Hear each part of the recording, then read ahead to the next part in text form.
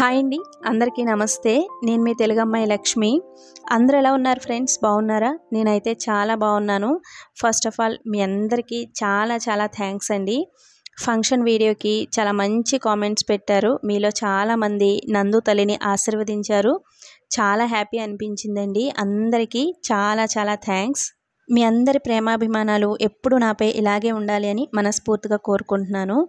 ఇక్కడ function almost అయిపోయిందండి. Relatives అందరూ కూడా వెళ్ళిపోయారు. ఇంకా నేను, పెద్దన్నయ్య, అర్జున్, చిన్నన్నయ్య, చిన్నొదిన అందరం రిలాక్స్డ్గా కూర్చుని మాట్లాడుకుంటున్నాము. ఇంట్లో పెద్దన్నయ్య చేసిన మొట్టమొదటి శుభకార్యం అండి. పిల్లల బర్త్డే ఫంక్షన్స్ ఇవన్నీ చేశారు, కానీ మరీ ఇంత గ్రాండ్గా కాదు కదా, అది ఫ్యామిలీ మెంబర్స్ వరకే ఉంటాయి. ఇంకా ఇంట్లో చేసిన గ్రాండ్ ఫంక్షన్ కదండి, ఎక్కడ ఏ లోటు జరగకూడదు, ఫంక్షన్ చాలా బాగా జరగాలి అని అందరం కోరుకున్నాం. మేమందరం కోరుకున్నట్టే ఫంక్షన్ చాలా బాగా జరిగిందండి. సో వచ్చిన వాళ్ళందరూ కూడా ఫంక్షన్ చాలా బాగా చేశారు. ఫుడ్ ఐటమ్స్ అన్నీ కూడా చాలా బాగున్నాయి అన్నారు. అండ్ మేమందరం కూడా చాలా హ్యాపీ. రిలేటివ్స్ అందరూ వెళ్ళిపోయిన తర్వాత ఇంకా అందరినీ దగ్గరుండి పంపించిన తర్వాత అందరం కూర్చొని భోజనాలు చేస్తున్నాం. ఈ ఫంక్షన్ హడావిడిలో, ఈ ఆనందంలో మేము ఆకలి కూడా మర్చిపోయామండి. మేమందరం భోజనాలు చేసేటప్పటికి దగ్గర దగ్గర 3 దాటేసింది. మా నందు తల్లి కూడా అప్పటి వరకు భోజనం చేయలేదండి పాపం. మార్నింగ్ ఎప్పుడో కొంచెం ఉప్మా తింది.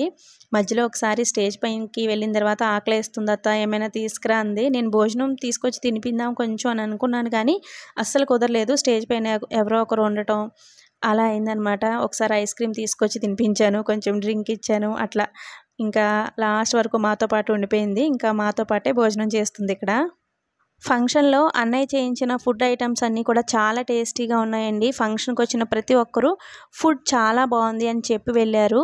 మెయిన్ అదే కదండి, మనం ఫంక్షన్కి ఇన్వైట్ చేసినప్పుడు వచ్చిన వారందరూ కూడా తృప్తిగా ఆనందంగా తిని వెళ్తే మనకి చాలా హ్యాపీగా ఉంటుంది కదా. అండ్ ఆ విషయంలో పెద్దన్నయ్య చాలా చాలా హ్యాపీ. నేను స్టార్టింగ్లో ఫుడ్ ఐటమ్స్ అన్నీ చూపించాలి అని అనుకున్నాను. అంటే ఫంక్షన్ కోసం ఏమేమి ఫుడ్ ప్రిపేర్ చేశారు అంతా ఒక వీడియోలాగా షూట్ చేద్దాం అనుకున్నాను. కుదరలేదు కదండి. ఇంకా తినేటప్పుడు, భోజనం చేసేటప్పుడు ప్లేట్లో అన్నీ పెడతారు కదా, అప్పుడైనా సరే షూట్ చేసి పెడదామని అనుకున్నాను. కానీ అప్పుడు కూడా కుదరలేదండి. ఆ టైంలో నా దగ్గర ఫోన్ లేదు. ఇంకా మేము తింటున్నప్పుడు మా తమ్ముడో లేదంటే అర్జునో ఎవరో తెలియదు, కానీ ఈ విధంగా షూట్ చేశారనమాట. ఇంకా భోజనం చేస్తున్నప్పుడు కూడా ఏమేమి ఫుడ్ ఐటమ్స్ పెట్టారనేది షూట్ చేయడం కుదరలేదు. ఇంకా భోజనాలు అయిపోయిన తర్వాత పిల్లలందరూ ఇక్కడ స్టేజ్ పైన కొంతసేపు డాన్స్లు అవి చేశారు. ఇంకా ఈవినింగ్ 5-5:30 ఆ టైం వరకు కూడా టైం అలా గడిచిపోయింది.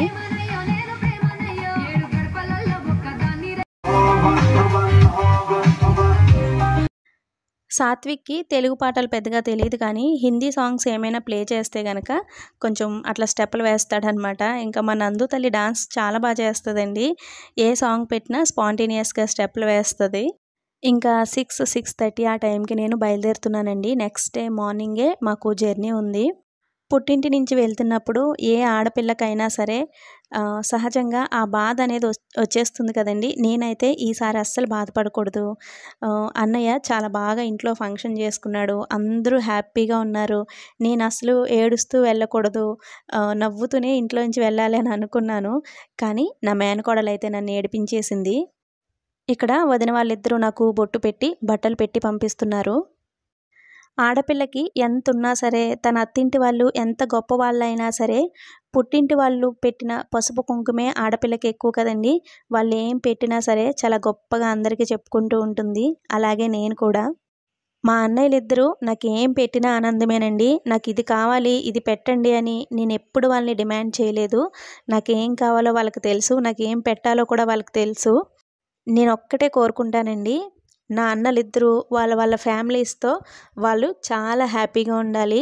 వాళ్ళందరూ కూర్చుని మాట్లాడుకుంటున్నప్పుడు హ్యాపీగా ఉన్నప్పుడు ఇక్కడ చెల్లి కూడా ఉంటే బాగుండేది అని వాళ్ళు అనుకుంటే నాకు అదే సరిపోతుంది. ఆ విషయంలో నేను చాలా లక్కీ, చాలా హ్యాపీ అండి. నా మేనకోడలు మెచ్యూర్ అయిన వెంటనే పెద్దన్నయ్య ఫస్ట్ నాకే కాల్ చేసి చెప్పాడు. అంత ఆనందంలో మొదటిసారి అన్నయ్యకి నేనే గుర్తొచ్చాను కదా, అందుకు నేను చాలా హ్యాపీ. వాళ్ళ ప్రతి సంతోషంలో, ప్రతి ఆనందంలో నన్ను గుర్తు చేసుకుంటే నాకు అంతకు మించి ఇంకేం అవసరం లేదనమాట పుట్టింటి నుంచి. సో అందరూ హ్యాపీగా ఉండాలి, అందులో మనం ఉండాలి అని నేను అనుకుంటాను. ఇక్కడ నా మేనకోడలు నన్ను పట్టుకుని ఏడ్చేసిందండి, వెళ్ళొద్దత్త, ఇంకా ఉండు ఇంకా ఉండు అని. నేను ఆనందంగా రావాలి అనుకున్నాను. నా మేనకోడలైతే నన్ను ఏడిపించేసింది. ఇంక నేను ఫ్రెష్ అవ్వకుండానే వెళ్ళిపోతున్నానండి. ఇంకా ఫ్రెష్ అవ్వి ఈ జ్యువెలరీ అంతా తీసి బాక్స్‌లో పెట్టి ఇదంతా చాలా లేట్ అయిపోతుంది కదా! ఇంకా నెక్స్ట్ డే మార్నింగ్ మాకు జర్నీ ఉంది. బట్టలవి సర్దుకోవాలి. ఇంకా 6:30, 7 ఆ టైంకి అత్తయ్య గారి ఇంటికైతే వచ్చేసాము. ఇంకా అత్తయ్య గారి ఇంటికొచ్చిన తర్వాత అత్తయ్య గారు బయట నుంచోబెట్టి మా అందరికీ దిష్టి తీసేశారండి. అత్తయ్య గారికి అది అలవాటనమాట. మేము బాగా రెడీ అవ్వి ఎక్కడికైనా వెళ్తే గనక వెంటనే ఇంటికొచ్చిన వెంటనే దిష్టి తీసేస్తారు. ఇంకా దిష్టి తీసిన తర్వాత ఫ్రెష్ అయిపోయాం అందరం. ఫస్ట్ పిల్లలకి స్నానం చేయించేసి, ఇంక మేము కూడా స్నానాలు చేసేసి బ్యాగ్ ప్యాక్ చేసుకుంటున్నాము. సాహితీ, సాత్విక్ ఇద్దరూ స్నానం చేయించిన వెంటనే నిద్రపోయారండి. ఎందుకంటే మార్నింగ్ నుంచి చాలా ఆటలాడి, ఆ ఎండలో తిరిగేసి చాలా అలసిపోయారనమాట. ఇంక ఇంటికొచ్చిన వెంటనే నిద్రపోయారు. కొంతసేపు వాళ్ళ నానమ్మతో, తాతమ్మతో టైం స్పెండ్ చేస్తారేమో. ఎక్కువ రోజులు అన్నయ్య వాళ్ళ ఇంటి దగ్గరే ఉండిపోయాం కదండీ! పిల్లలతో వీళ్ళు ఎక్కువగా గడపలేదు గదా! కొంతసేపు ఒక 9:00 వరకైనా సరే పిల్లలు వాళ్ళతో కొంచెం టైం స్పెండ్ చేసి అలా చేద్దామని అనుకున్నాను గానీ, ఇంకా సాహితీ, సాత్విక్ ఇంటికొచ్చిన తర్వాత చాలా పేచీలు పెట్టేశారండి. అంటే నిద్రొచ్చేస్తుందనమాట వాళ్ళకి. స్నానాలు చేయించిన వెంటనే పడుకున్నారు. ఈసారి లగేజ్ ఏం పెద్ద ఉండదు అని అనుకున్నానండి. ఎందుకంటే నెక్స్ట్ మంత్ మళ్ళీ వస్తాం కదా! అంటే మావయ్య గారి కార్యక్రమం అయ్యి ఉన్నాయని చెప్పాను కదండీ! నెక్స్ట్ మంత్ మేము మళ్ళీ రావాలి. అందుకని ఈసారి పెద్దగా లగేజ్ ఏమి ఉండదనుకున్నాను కానీ, మా అత్తయ్య గారు పిల్లల కోసం పిండి వంటలవి రెడీ చేసి ఉంచారు. ఇంకా పిండి వంటలు అలాగే మాకు కొన్ని కిరాణా ఐటెమ్స్ అవన్నీ వచ్చిన ప్రతిసారి పట్టుకెళ్తాం కదండీ! అవన్నీ కూడా కొన్ని కొన్ని తీసుకున్నారంట అర్జును. ఇంకా లగేజ్ బానే ఉంది. కొన్ని బట్టలవి నేనైతే ఇంట్లోనే ఉంచేశాను. నెక్స్ట్ మంత్ వస్తాను కదా అని. పిండి వంటలు, కిరాణా ఐటెమ్స్ అన్నీ కూడా ఒక బ్యాగ్‌లో, అలాగే పిల్లల బట్టలు ఇవన్నీ ఉంటాయి కదండీ! అవన్నీ కూడా ఒక బ్యాగ్‌లో సర్దేసుకున్నాము. ఇంకా హ్యాపీగా పడుకున్నామండి. మేము కూడా మార్నింగ్ నుంచి ఫంక్షన్‌లో చాలా అలసిపోయాం కదా!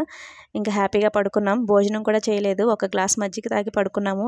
ఎందుకంటే మేము భోజనం చేసేప్పటికే చాలా లేట్ అయిపోయింది కదా! ఇంక నైట్ ఆకలి వేయలేదు. ఇంక నెక్స్ట్ డే మార్నింగ్ 5:00కి నిద్ర లేచామండి. 5 కాదు 4:00కి నిద్ర లేచాము. లేచిన వెంటనే బద్ధకం పోవడం కోసం ఒక గ్లాస్ టీ అయితే తాగేసి, ఇంకా ఫ్రెష్ అయిపోయి దేవునికి నమస్కారం చేసుకొని మేమైతే బయలుదేరుతున్నాము. ఈసారి మేము హ్యాపీగానే యూపీ వెళ్తున్నామండి. ఎవ్రీ టైమ్ మేము ఆంధ్ర వచ్చి తిరిగి వెళ్తున్నప్పుడు అత్తమ్మ, అమ్మమ్మ, మా ఆడపడుచు వీళ్ళందరూ కూడా చాలా ఎమోషనల్ అయిపోయేవారు. మళ్ళీ ఏ 3 మంత్స్‌కో, 4 మంత్స్‌కో తిరిగొస్తాం కదండీ! అందుకని చాలా ఎమోషనల్ అయిపోయేవారు. ఈసారి మాత్రం అలా ఏం లేదు. ఎందుకంటే నెక్స్ట్ మంత్ ఎలాగో వస్తాం కదా! అందుకని వాళ్ళు హ్యాపీగా ఉన్నారు. మేము కూడా నెక్స్ట్ మంత్ వస్తాం కదా అని హ్యాపీనెస్‌తోనే వెళ్తున్నాము.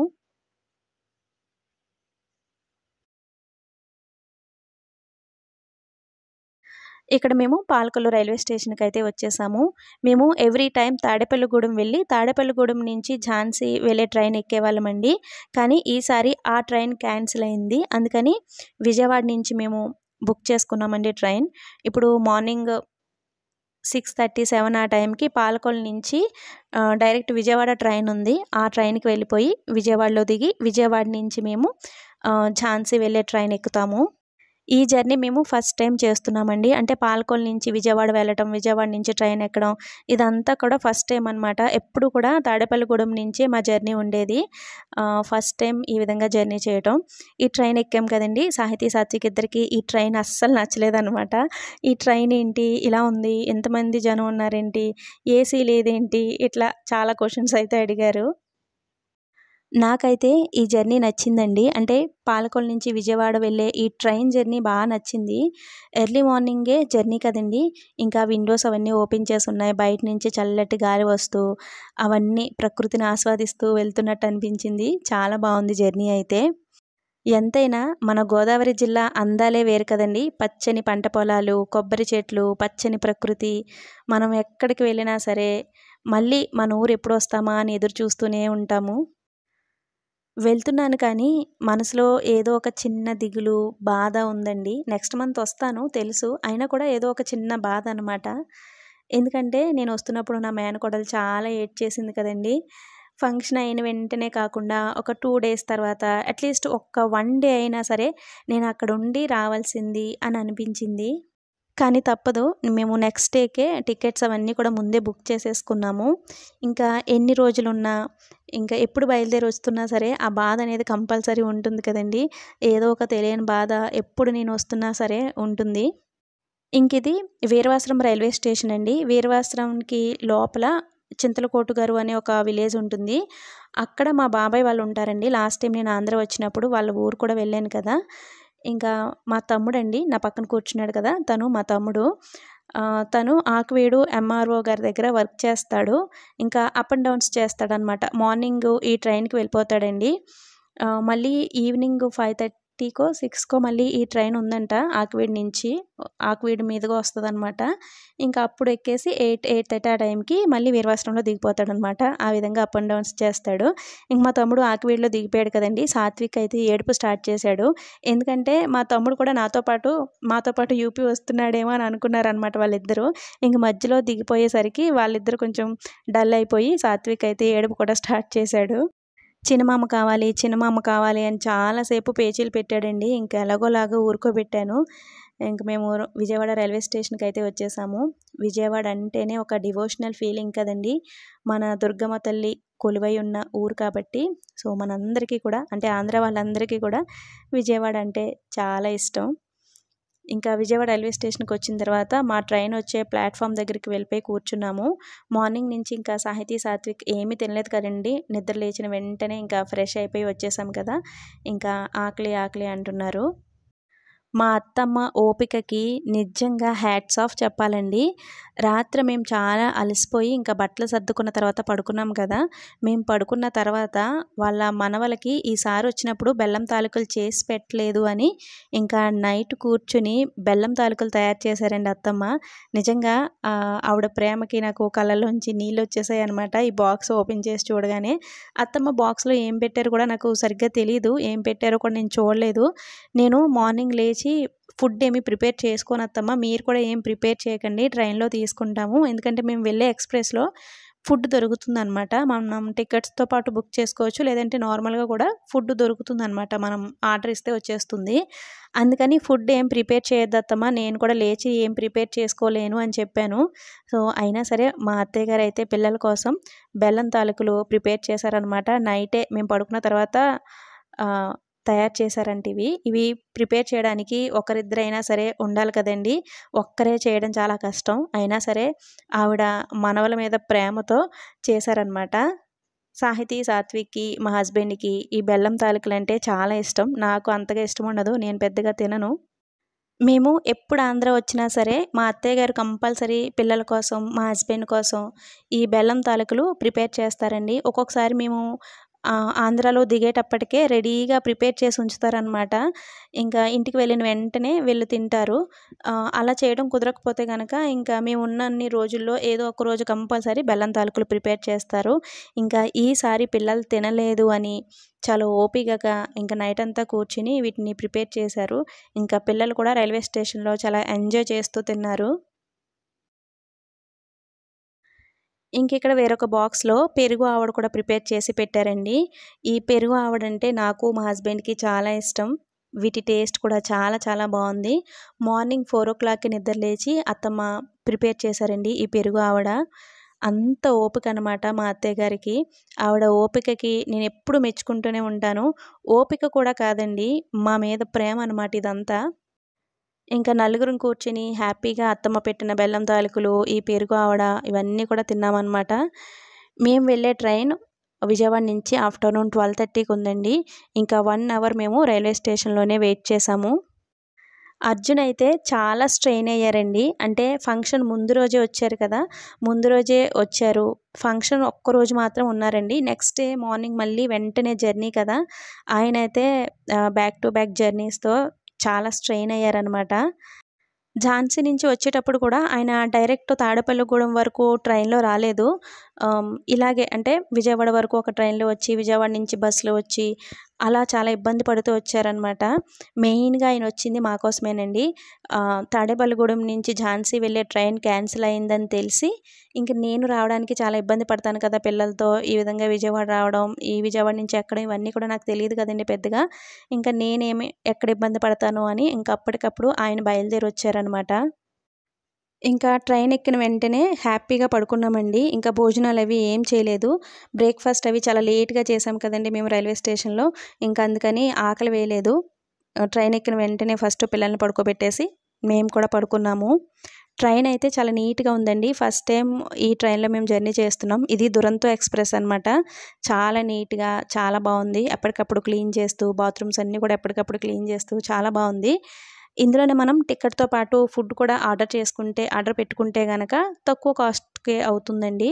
ఫుడ్డు అంటే మార్నింగ్ బ్రేక్‌ఫాస్టు, మళ్ళీ మధ్యలో స్నాక్స్, లంచు, మళ్ళీ ఈవినింగ్ టైంలో టీ, స్నాక్స్, డిన్నర్ ఇవన్నీ కూడా ఈ ట్రైన్‌లో మనకి వాళ్ళే ప్రొవైడ్ చేస్తారనమాట.